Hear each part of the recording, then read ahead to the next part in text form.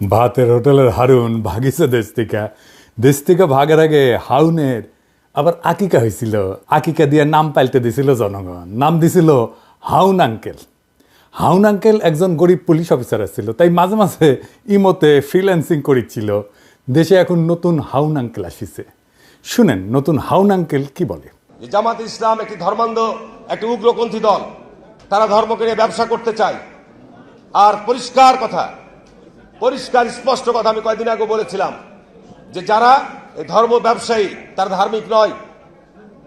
আর ধার্মিক তারাই যারা ধর্মভীরু এবং যারা আল্লাহকে ভয় করে। আমার এলাকায় বীরশ্রেষ্ঠ ক্যাপ্টেন মহিউদ্দিন জাহাঙ্গীর সাহেব শাহিদ রয়েছেন। উনি রাজাকারদের দ্বারা নিহত হয়েছেন, পাকিস্তানি সেনাবাহিনীর দ্বারা নিহত হন নাই। শেখ মুজিব সাধারণ ক্ষমা ঘোষণা করেছিলেন, শেখ হাসিনা এসে বিচার শুরু করেছিলেন। আজকে তারা যেভাবে আস্ফলন করে বেড়াচ্ছে, আমি মনে করি যে যুদ্ধ অপরাধীদের বিচার কন্টিনিউ করা দরকার রয়েছে। সে বলিছে জামাত ধর্ম ব্যবসা করিচ্ছে, তাই না? হাসিনা মানবতা বিরোধী অপরাধ ট্রাইব্যুনাল করে জামাত নেতাদের বিচার করে ফাঁসি দিয়ে ঠিকই করেছে, আর জামাত ধর্ম ব্যবসা করে। হারুন ভাই হাঙ্গারের সাথে পলিটিক্স করিচ্ছিল রাজশাহীর। আমার চাইতে বড় নেতা ছিল, 3 বছরের বড়। ভাই কইয়াই ডাকতাম, যদিও খুব ঘনিষ্ঠতা ছিল না, কারণ উনি বিশ্ববিদ্যালয়ের আর আমি শহরে। রাজশাহী বিশ্ববিদ্যালয়ের 2 জন নেতা শহরের নেতাদের সাথে কাজ করতেন, এক রাগিব হাসান মুন্না আর ছাত্রমৈত্রীর, আর ছাত্রদলের রিজভি ভাই। যাই হোক, হারুন ভাইরে আজ আমি খুব বেশি কিছু কমু না আগের সম্পর্কের খাতিরে। কিন্তু হারুন ভাই, আপনি যদি এরকম বেপরোয়া ইন্ডিয়ান লাইনের রাজনীতি চালায় যেতে থাকেন, প্রমিজ আপনারা আমি হাউন আঙ্কেল বানাই দেবো। কেন আপনি ইন্ডিয়ান লাইন পার্সু করিচ্ছেন এটা দেখে দেবো। আপনি কোন আক্কেলে মানবতা বিরোধী অপরাধের সাফাই গাইয়া এটারে চলমান রাখার প্রস্তাব রাখলেন? আপনার নেত্রী খালেদা জিয়া কি বলছিল তার একটা ভিডিও শুনি আগে, আপনারাই শুনাই, বোধহয় শুনেন নাই, শুনেন।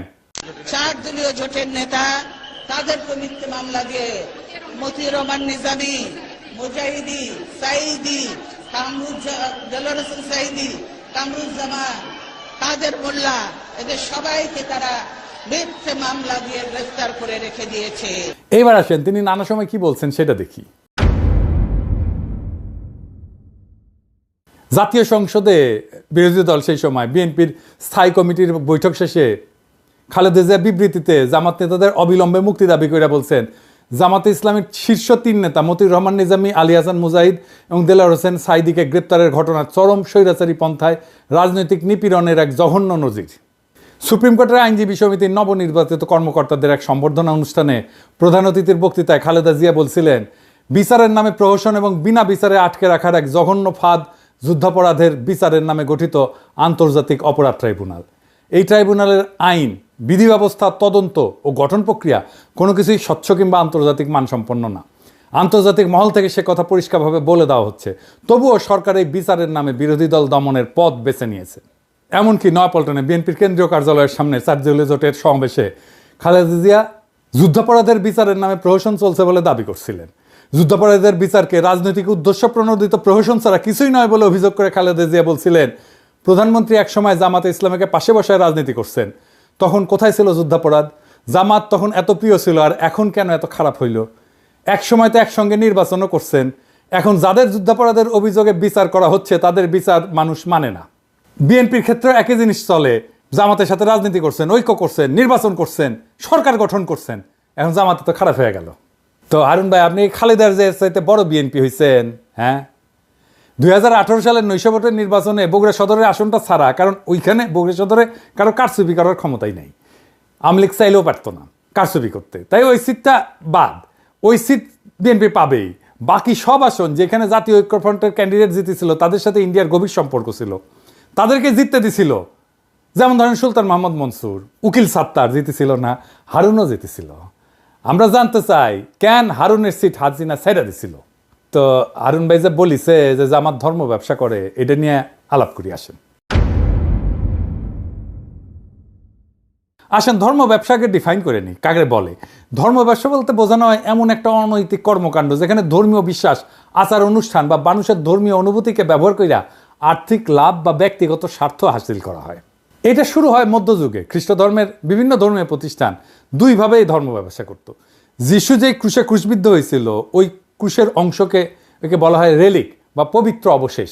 এইটা বিক্রি বা প্রদর্শনের মাধ্যমে অর্থ সংগ্রহ করত চার্চ। আর 2 নম্বর হচ্ছে স্বর্গপ্রাপ্তির গ্যারান্টি বিক্রি করার ঘটনা। এইটা প্রধানত ক্যাথলিক চার্চের মাধ্যমে পরিচালিত হতো। এইটা পরিচিত ছিল ইনডালজেন্স নামে। এমন একটা ধর্মীয় নীতি যেখানে পাপের শাস্তি কমানোর বা মাফ করার প্রতিশ্রুতি দিয়া চার্চ অর্থ গ্রহণ করত। এইখান থেকে ধর্ম ব্যবসা শব্দের উৎপত্তি। জামাত কি হারুনের কাছে কোনো ধর্মীয় পণ্য বেচেছে? হাসিনার গুণগান করতে করতে কাইট হয়ে যাইতো হারুন। দেখেন উন্নয়নের প্রশংসা করতে করতে কাইট। আবার একবার চাপাই নবাবগঞ্জে কোন এক ট্রেনের উদ্বোধন করবার যায় নাকি হাসিনা হারুনের খোঁজ করেছিল, সেটা তো একেবারে কাইট হয়ে পড়েছিল। দেখেন, যাই হোক, আজকে হারুনরা আর কিছু কইলাম না, আর এক মাল দেখি। খালেদা জিয়ার উপদেষ্টা ফজলুর রহমান সাহেব, সাবেক ছাত্রলীগের সভাপতি, ওই যে কেন বিএনপি করে বুঝি না, ওই বিএনপির বসে রাজনীতি করেছে আওয়ামী লীগের। ওই খালেদা জিয়ার নাকি উপদেষ্টা। তো খালেদা জিয়া কি উপদেশ দেয়? এইটা সাহেব, ওই যে ওইটা দেখান না, শেখ মুজিব খুব খারাপ লোক কইয়া যে বাণী দিছে সেটা দেখান। এই দেশের সবচেয়ে খারাপ মানুষের নাম হলো শেখ মুজিবুর রহমান। উনি 3রা জানুয়ারি বঙ্গবন্ধু শেখ মুজিবুর রহমান 71 সনে রেসকোর্স ময়দানে মিটিং করে বলল, 6 দফার দাড়ি ক্ষমা সেমিকোলন বাদ দিয়ে যদি আমরা কেউ আপোষ করি, আপনারা আমাদেরকে জ্যান্ত কবর দিবেন। সে আপোষ না করে শেখ মুজিবুর রহমান খুব খারাপ কাম করছে। এই খারাপ কাজ করার কারণেই দেশটা মুক্তিযুদ্ধ পর্যন্ত পড়ছে। বঙ্গবন্ধু শেখ মুজিবুর রহমান 25শে মার্চ পর্যন্ত ইতিহাসের ক্যাপ্টেন সে। 1966 সন থেকে 1971 সন পর্যন্ত ইতিহাসের মুক্তিযুদ্ধের ক্যাপ্টেনের নাম হলো শেখ মুজিবুর রহমান। এখানে জিয়াউর রহমান একটা সেঞ্চুরি মারছে নতুন প্লেয়ার হিসাবে। আর যে পাকিস্তানি সুন্দর সুন্দর ছেলেরা আইসা আমাদের সুন্দরী মেয়েরা বিয়া করিয়া করাচি পিন্ডিতে নিয়ে যাইতো, আর আমরা মনে করতাম আমাদের বাগনা বাগনি গুলা খুব সুন্দর হয়েছে। এটা থেকে শেখ মুজিবুর রহমান আমাদেরকে বঞ্চিত করছে। খুব খারাপ মানুষ শেখ মুজিবুর রহমান। শুনলেন তো, এটা বিএনপির নেতা নাকি আওয়ামী লীগের নেতা? আরো শুনেন কি কয় ছাত্রদের কোনো কন্ট্রিবিউশন ছিল না জুলাই আগস্ট বিপ্লবে, 90% বিএনপির কর্মী। জনতার সেই অবস্থার মধ্যে নিশ্চয়ই বৈষম্য বিরোধী ছাত্র আন্দোলন নামধারী নেতৃত্ব প্রকাশ্যে এবং গোপনে নেতৃত্বের ভূমিকায় অবতীর্ণ হয়েছিল, কিন্তু সমস্ত জনগণের 95% ছিল জাতীয়তাবাদী শক্তির সমর্থক এবং বিএনপির নেতা কর্মী। আমি শুধু বলবো, উদাহরণ দেওয়ার জন্য, শুধু যাত্রাবাড়িতে থেকে দাউদকান্দি পর্যন্ত যে লক্ষ লক্ষ মানুষ ছিল, শেষ দিন যে 137 জন লোক জীবন দিয়েছে থানা দখল করতে গিয়ে যাত্রাবাড়ি, এরা কারা? এদের একজন কি ছাত্র ছিল? এদের একজন কি বৈষম্য বিরোধী ছাত্র আন্দোলনের নেতা ছিল, কর্মী ছিল? না, এদের প্রায় 99% লোক ছিল শহীদ জিয়ার আদর্শের কর্মী, খালেদা জিয়া এবং তারেক রহমানের কর্মী। কারণ আইসানি আসিচ্ছি, এই প্রসঙ্গে আসিচ্ছি। আপনার নেতা মির্জা ফখরুল কি কইছিল আন্দোলন সম্পর্কে? বিএনপি নাকি আন্দোলনে ছিল না। এই যে দেখেন, তার কথা শুনেন। আন্দোলনের সঙ্গে শিক্ষার্থীরা সরাসরি জড়িত, আমরা এই আন্দোলনের সঙ্গে কখনোই সরাসরি জড়িত নই। 90% বিএনপি কর্মী হয়ে গেল। আর দেখেন, ছাত্রদের বিরুদ্ধে কি বিপুল ঘৃণা। সমন্বয়ক নামে 22-23 বছরের ছাত্ররা ডিসির সাথে মিটিং করতে যেতেছে, আর ওনার পুচ্ছে আগুন ধরে গেছে। শুনেন, এখন বাংলাদেশের সব দলের চেয়ে বড় দলের নাম হলো সমন্বয়কের দল। আমি কিশোরগঞ্জে গেছিলাম, যদি 4-5টা ছেলে হাতে ডায়েরি নিয়ে হাঁটে। আমি কেন আসছিলাম? ডিসি সাহেবের সঙ্গে মিটিং করতে আসছি। কোন ক্লাসে পড়ো? কলেজে ফার্স্ট ইয়ারে পড়ি, গুরুদয়াল কলেজে। এইভাবে 3টা জেনারেশন নষ্ট হয়ে যাচ্ছে বাংলাদেশের। কারণ সমন্বয়ক হইলে পরে ফার্স্ট ইয়ারে পড়েই ডিসি সাহেবের সাথে মিটিং করে প্রজেক্ট করা যায়। এইবার দেখেন নিজেই কি কইতেছে, যে ও নিজে, ফজলুর রহমান নিজে যখন ওই বয়সে ছিল, ওই বয়সে 32 জনের মারছে, যারে কইছে তারই মারছে, তার সাঙ্গপাঙ্গরা। যে শুনেন, আমরা ছোটখাটো মানুষ, কিন্তু আমি যে 23 বছরে যে পাওয়ার পাইছিলাম, এখন ইউনুস সাহেবের সেই পাওয়ার নাই। আমি আবারও বলছি, 23 বছর বয়সে আমার হাতে যে পাওয়ার ছিল মুক্তিযোদ্ধা কমান্ডার হিসাবে, আমি ইচ্ছা করলেই বলতে পারতাম, ও এরে ফেলায় দে। 16 ডিসেম্বরের আগে এ রাজাকার আমার বিরুদ্ধে যুদ্ধ করছে, ফেলায় দে। 15 জনকে গুলি করে আমার যে সৈনিকরা ছিল, মুক্তিযোদ্ধারা ছিল, ফেলায় দিয়েছে গাঙ্গের পারে। দেখেছেন? তা মুরব্বী, আপনার কি আদৌ ডিসিদের সাথে মিটিং করে ছাত্রদের নিয়ে ইনকা বিষোদ্গার করা উচিত? ওরা বিরোচিত কাজ করেছে, দলে দলে কাতারে কাতারে জীবন দিয়া সারা দেশের মানুষের জায়গায় তুলছে, ঐক্যবদ্ধ করছে। আর আপনার এখন পৌরুষ জেগে উঠছে না, আপনি কইতেছেন কোনো কন্ট্রিবিউশন নাই। আপনি হুশে আছেন মুরব্বী, আপনি মুরব্বী মানুষ, বেশি কিছু কমু না। আপনারা করেছেন কি, ঈদের পরে আন্দোলন কইরা কইরা তো বছরের পর বছর পার করেছেন, এখন গলাত প্রচুর জোর এসেছে না? আপনাদের তো মির্জা আব্বাস কইছে 28 অক্টোবর প্রাণ ভয়ে প্রতিরোধ গড়ে তুলতে পারেন নাই, এখন পাঙ্খা গজাইছে, হিংসা হয় ছাত্রদের, আপনারা হাত মারিছেন, বুঝেছেন? 16 বছর ধরে হাত মারিছেন, ছাত্ররা পাইরা ফেলা গোয়া মেরে দিচ্ছে 3 সপ্তাহে হাসিনার। ফাল পারা বন্ধ করবেন, আবার ফাল পারবেন তো পাবলিকে কলে পাইরা ফেলবে, খুব খেয়াল। এইগুলা হইতেছে বাকশালী ডিম, বুঝছেন? বিএনপির বাসাত রাখিছে, বিএনপি তা দিচ্ছে এগুলাতে, এটা ফুটে বাকশালী চাও বাড়াবে। এবার বলেন, এই যে ভারত ঘেঁষার বাম এলিমেন্টগুলা কই থেকে বাইর হইতেছে বিএনপির মধ্যে থেকে, আর প্রমিনেন্স পাইতেছে, এত মিডিয়া কভারেজ পাইতেছে, এইখানেই আছে বিএনপির আগাম নির্বাচনের দাবির প্রশ্ন। বিএনপির আগাম নির্বাচন এটা ইন্ডিয়ান গেম। এবার কইবেন যে কইলেই হইলো, আমি কোনো অনুমান করে কথা বলি না। আপনি দেখেন বিনা সিক্রি কি কইতেছে, সে বাংলাদেশে 111-এর আগে ইন্ডিয়ান হাই কমিশনার ছিল, সে আগে নির্বাচন পরে সংস্কার, এই আইডিয়ার প্রবক্তা, শুনেন তার মুখে শুনেন। The political parties of Bangladesh are saying this to Mohammed Yunus. Elections first. The reforms are to be done only by an elected government. This is business. এইবার যে এটা ইন্ডিয়ান যে প্ল্যান, এবার বুঝিছেন? বিএনপিকে তো জবাব দিতে হবে, কেন বিনা সিক্রি তাদের দাবির পক্ষে কথা বলে। বিএনপি যে নির্বাচন করিচ্ছে, এটা কি ঠিক কাজ হচ্ছে? তার আগে প্রফেসর ইউনূসের সরকারের সমালোচনা করে নিয়ে এটা বলার দরকার আছে, কারণ বিএনপির এই নির্বাচন করে সিক্কর পাড়ার পিছে প্রফেসর ইউনূসের সরকারের দায় আছে। তো কেন বিএনপি নির্বাচনের দাবি তুলতে পারতেছে সেটা আলাপ করা দরকার না? আসেন করি। প্রফেসর ইউনূসের সরকার তো এমনিতে স্লো, এমন উদ্ভট ডিসিশন নিতেছে যে ডায়াপার পরে উপদেষ্টারা, পাবলিক বিরক্ত হইতেছে।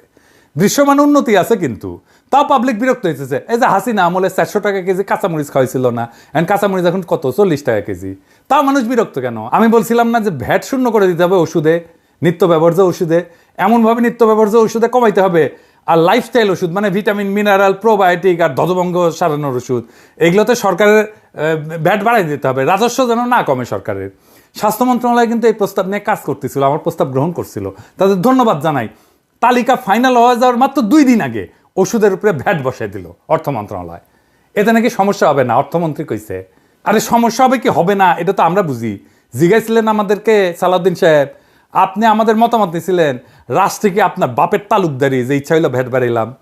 আপনারা গালাইছিলাম, এরে ওরে কমপ্লেন করেছিলেন। নূরজাহান আপা বলে যে তুমি গালায় বানা এখন থেকে বয়স্ক মানুষকে, আমি গালি দেওয়া বন্ধ করেছি উনার রিকোয়েস্টে, আর আপনাদের পাঙ্খা গজাইছে। নূরজাহান আপা দেখেন, এবার দেখেন, আপনার কাছে তো আমি কমিটমেন্ট দিছিলাম গালি দিব না, দেখেন আপনার মন্ত্রণালয়কে খাইলো বাম্বু। পাবলিক এখন আপনারে গালাইতেছে যে আপনি বোধহয় ওষুধের দাম বাড়াইছেন। আচ্ছা সালাউদ্দিন সাহেব, ওষুধের উপরে ভ্যাট বাড়ানোর আগে আপনার একবারের জন্য মনে হইল না যে আমি একটু স্টেক হোল্ডারদের সাথে আলাপ করে নিই? আমার সাথে আলাপ না করেন, আপনারা তো মানুষ বিলা মনে করেন না। হ্যাঁ বলেন, কার সাথে আলাপ করেছিলেন? আপনি যতই জ্ঞানী হন না কেন, আপনি যত জ্ঞানী হন, যত পাস দেন, যত পিএইচডি করেন, আপনি তো হেলথের পাল্টা বুঝেন, কিছুই বুঝেন না। আপনি তো ডিসিশন কেন নিজে নিজে নেন? বুঝান তো সাউদ্দিন সাহেব, আপনি কথা কইবেন, স্টেক হোল্ডারদের সাথে কথা কইবেন, আমার সাথে কোন বা যার সাথে কোন কথা বলে কনভিন্স করবেন কেন আপনি ভ্যাট বাড়াইছেন ওষুধের উপরে। আমার সাথে কথা কইতে চাইলে মোস্ট ওয়েলকাম, আগে কনভিন্স করবেন, তারপরে ওষুধের উপরে ভ্যাট বাড়াইবেন। আমি বলে আগুন জ্বালাই দেবো, জান কালা কালা করে দেবো আপনার। আমি প্যারিসে থাকলেও ঢাকার রাস্তায় আমি লাখো জনতা নামাইতে পারবো। ওষুধের উপরে ভ্যাট বন্ধ, ফুল স্টপ, 1 পয়সা ভ্যাট বাড়াবেন না। এবার আসেন বিএনপির নির্বাচনের প্রশ্ন। আচ্ছা বিএনপি ভাইরা, আপনারা যে নির্বাচন করছেন, ইকোনমির অবস্থা জানেন? ইকোনমি যে জয় বাংলা হয়ে আছে সেটা জানেন? খবরই তো নাই। অর্থনীতির অবস্থা নিয়ে ভিডিও আসবি, আমি ভয় পাইতে চাই নাই, তাই এটা নিয়ে কিছু বলি নাই। আপনার বলাইতেছে, আপনার না বললে আপনারা বুঝবেন না কিসের মধ্যে ল্যান্ড করতে যাইতেছেন। এর মধ্যে রাষ্ট্র ক্ষমতা যাবেন, পারবেন না তো চালাইতে, দেশই চালাইতে পারবেন না, টাকা নাই তো। আর আপনারা কি তৈরি রাষ্ট্র ক্ষমতা নেওয়ার জন্যে? আপনার ছায়ামন্ত্রী সভা কই? রাষ্ট্রপ্রধান কে হবে? এইসব কি দেশবাসীর জানা উচিত না? এই যে 5 মাসে বেশি গেল, এই সময় অন্তঃসার শূন্য বক্তিমা ছাড়া আর কি দিচ্ছেন? সরকারের নাকি সাহায্য করবেন, কি ভালো সাহায্য করেছেন? এই যে ইন্ডিয়ান ডিসইনফরমেশন ক্যাম্পেইন কিছু করেছেন, এটার মোকাবেলা দল হিসেবে তো আপনার সক্ষমতা দেখতে চাই আমরা। আপনাদের তো খায়া ফেলবে ইন্ডিয়া। এখন ভাবিছেন ইন্ডিয়ার সাথে সিস্টেম করেছেন, ইন্ডিয়া ঝামেলা দিবে না। যেই মাত্র একটা স্বাধীন নীতির বাস্তবায়ন করতে যাইবেন, তখন দেখবেন ওইসব প্রতিশ্রুতির চাঙ্গে তুইলা কোমর বেঁধে নামবে আপনার বিরুদ্ধে। এখন যদি মনে করেন আপনি ইন্ডিয়ার ইচ্ছা মতো চালাইয়া তার মন পাইবেন, পাবলিকে ছাড়বে, আপনাদেরকে ছাড়বে না। আপনাদের জনগণের শক্তির উপরে ভরসা করতে হবে। এই যে 31 দফা দিচ্ছেন পুরাই তো বুলশিট। একটা এক্সাম্পল দিই, হ্যাঁ, মনে কিছু কইলেন না, আপনাদের কইলে তো আবার মনে কিছু করেন। বিএনপির 31 দফার 25 আর 26 দফা আছে স্বাস্থ্য নিয়ে কথা। দেখি আমি পড়ে দেখি, স্বাস্থ্যকে সম্পদ হিসাবে বিবেচনা করে সবার জন্য স্বাস্থ্য এবং বিনা চিকিৎসায় কোনো মৃত্যু নয়, এই নীতির ভিত্তিতে যুক্তরাজ্যের আদলে সার্বজনীন করা হবে, মানে সার্বজনীন স্বাস্থ্যসেবা করা হবে। স্বাস্থ্যসেবা প্রবর্তন করে সবার জন্য স্বাস্থ্য কার্ড চালু করা হবে। জাতীয় বাজেটে স্বাস্থ্য খাতে জিডিপির 5% অর্থ বরাদ্দ করা হবে। আপনার কি জানা আছে এনএইচএস এর যুক্তরাষ্ট্রের মডেলটা কি? এটা বাংলাদেশের জন্য আসলে উপযুক্ত কিনা? আপনার কোনো ক্রিটিক্যাল সেন্স আছে? আসেন এটা বুঝে দেখি। এনএইচএস এর মডেল বাংলাদেশে চলবে না। এর কারণগুলো হইল, একটা হচ্ছে অর্থনৈতিক সীমাবদ্ধতা। এনএইচএস এর মডেলটি এটা অর্থায়ন করার জন্য একটা শক্তিশালী এবং ধারাবাহিক রাজস্ব ব্যবস্থা প্রয়োজন। থার্ড ওয়ার্ল্ডের দেশগুলোতে কর আদায়ের হার খুব কম এবং অর্থনৈতিক অবকাঠামো খুব দুর্বল, ফলে এটা সম্পূর্ণরূপে সরকারি স্বাস্থ্যসেবা চালু করার জন্য যে অর্থ দরকার তা সরবরাহ করা সম্ভব না। জিডিপির 5% বরাদ্দ করবেন। ইউকের কত পার্সেন্ট আছে জিডিপির আপনি জানেন? প্রায় 12% জিডিপির। তা আপনি কেমনি করবেন? বললেই হইলো। আপনি ওইদিকে বলতেছেন 5% আর বলতেছেন ইউকের মতো করবেন। বা আপনার কাপড় এতটুকু, আপনি সামনে ডাকবেন না পিছের ফুটা ডাকবেন, সেটাই তো ঠিক করতে পারেননি। আপনি তো সামনে ডাকলে পিছের ফাঁকা হয়ে থাকবে। এনএইচএস এর পরিচালনার জন্য একটা দক্ষ প্রশাসনিক কাঠামো দরকার। এটা বাংলাদেশের আছে। ইনস্টিটিউশনাল কোনো স্ট্রেংথ আছে বাংলাদেশের? কেন্দ্রীয়ভাবে স্বাস্থ্যসেবা পরিচালনার জন্য যে ধরনের দক্ষতা দরকার সেটা তো বাংলাদেশের নাই। এবং আমাদের স্বাস্থ্যের যে প্রায়োরিটি এবং রোগের প্রকৃতি এবং প্রায়োরিটি একরকম না। এনএইচএস এখানে নন কমিউনিকেবল ডিজিজ যেমন ডায়াবেটিস, ক্যান্সার, এগুলোকে প্রাধান্য দেয় সিস্টেমটা বানানো হয়েছে। আর আমাদের মতো দেশে এটা কমিউনিকেবল ডিজিজ, সংক্রামক রোগ, এগুলো বেশি। ডেঙ্গু, ম্যালেরিয়া, অপুষ্টি, ডায়রিয়া, টাইফয়েড, এগুলো বড় সমস্যা। আপনি যে বলেছেন সবার জন্য স্বাস্থ্য, ওইটা primary health care. Primary health care NHS এর প্রায়োরিটি না। তো দুইটা একই সাথে করবেন, আবার বাজেট দেবেন 5%, কেমনে করবেন? পারবেনই না। আপনার 5 লাইনের একটা হেলথ স্ট্র্যাটেজি করতে গেলে পুরাই ভুল করেন, তো রাষ্ট্র চালাইবেন কেমনে? আমরা অনেকে বলে যে আমি কেন বিএনপির সমালোচনা করি, কেন জামাতের সমালোচনা করি না। আরে বাবা, এই কথা আওয়ামী লীগেররা বলতো হাসিনার আমলে, কেন বিএনপির সমালোচনা করি না, আওয়ামী লীগের সমালোচনা করি। আমি সেই সময় কইছি বিএনপি ক্ষমতায় আসুক, আমি ঠিকই সমালোচনা করব। জামাত তো ক্ষমতায় আসিচ্ছে না, তো আমার সমালোচনা করার দরকার কি? ও তো রাষ্ট্র ক্ষমতায় বসিচ্ছে না। কিছু মানুষ আছে যারা সবসময় সরকারি দল করে, আর আমি সবসময় বিরোধী দল করবো। কারণ রাজনৈতিক দলগুলো কখনোই জনগণের স্বার্থ রক্ষা করে না, আপনারাও করবেন না। আমাকে তো আমার জনগণের পক্ষে থাকতে হবে। আপনার নেতারা ইন্ডিয়ান ন্যারেটিভ বলতে থাকবে, মুজিব বন্দনা করতে থাকবে, 72 সংবিধান করতে কান্দে বুক বাসাবে, আর আমাকে জিন্দাবাদ দিতে হবে আপনাদের নামে। এই আবদার কেন? আমি কি আপনাদের চাকরি করি নাকি আপনাদের দল করি? হাসিনার বিরুদ্ধে অ্যাক্টিভিজমে মিত্র আছিলেন, আমার অনেক অ্যাক্টিভিজম আপনার পক্ষে গেছে, তাই বলে তো এটা মনে করা ঠিক না যে আমি আপনাদের দল করি। সরকার গঠন করতে না করতে দলের সমালোচনা সহ্য করতে পারতেছেন না, তো সরকার করলে কি করবেন? স্যাম্পল তো এখনই দেখাইতেছেন, তাই না? যাই হোক, আপনাদের জন্য আগামী দিনের একটা বার্তা দিই, সেটা মন দিয়ে শুনেন ভাইরা। বাংলাদেশের অসংখ্য সমস্যা, তার কোনো কুইক ফিক্স নাই। আপনার হাতে কোনো ম্যাজিক নাই, প্রফেসর ইউনূসের হাতেও কোনো ম্যাজিক নাই। আপনি ক্ষমতায় যাবেন আর অজনপ্রিয় হবেনি। জান লড়াই দিয়ে কাজ করলেও অজনপ্রিয় হবেন। প্রফেসর ইউনূসের সরকারি কি প্রমাণ না? কি বিশাল জনপ্রিয়তা নিয়ে একটা জাতীয় ঐক্যের মধ্যে দিয়ে ক্ষমতা নিল, আর বেড়াচেরা করে ফেললো কয়েক মাসের মধ্যেই। কেউ তো করাপশন করেনি, তারপরেও বেড়াচেরা করে ফেললো। কোনো করাপশনের অভিযোগ নাই। ইন্ডিয়া আপনাদেরকে দাঁড়াইতেই দেবে না রাষ্ট্র হিসাবে, এটাই ভারতের বাংলাদেশ নীতি। বাংলাদেশে ক্ষমতাবানরা তখনই জনপ্রিয় থাকতে পারবেন যখন আপনি ক্ষমতায় থেকেও সাধারণ নিম্নবিত্তের জীবন জড়াই ধরতে পারবেন, ওটা কাটাইতে পারবেন, সাধারণ মানুষের মধ্যে থাকবেন, সাধারণ মানুষের সাথে মিশবেন, খুব সাধারণ খাবেন, সাধারণ কাপড় পরবেন, আমজনতার সাথে মিশে যেতে পারবেন, তখনই আপনি জনপ্রিয় হবেন। আপনি যেটা পারবেন না, আপনি তো প্যাপু বাঁশি বাজায় গাড়ি নিয়ে যাবেন, গাড়ি ছাড়া চলবে না, পিছে গার্ড থাকবে, মন্ত্রী বাসা ছাড়া থাকতে পারবেন না। তাই আপনাদের ব্যাপক একটা ইউনিটির মধ্যে দিয়ে যাইতে হবে, আর ভরসা করতে হবে বাংলাদেশের জনগণের উপরে।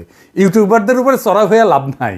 হ্যাঁ, ইউটিউবাররা আমজনতার আরও বেশি পছন্দের মানুষ হইয়া উঠতে থাকবে, এইটা ঠেকাইতে পারবেন না।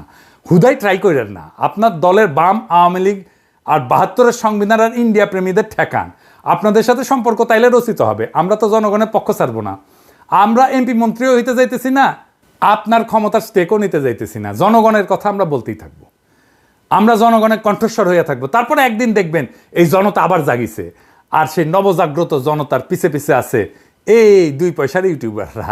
এই জিনিস যদি দেখতে না চান, তার বদলে আপনারা জায়গা ওঠেন, জনতার শক্তিকে ধারণ করেন, জনতার আকাঙ্ক্ষাকে ধারণ করেন, দেশ এবং জাতি উপকৃত হবে। ইনকিলাব জিন্দাবাদ।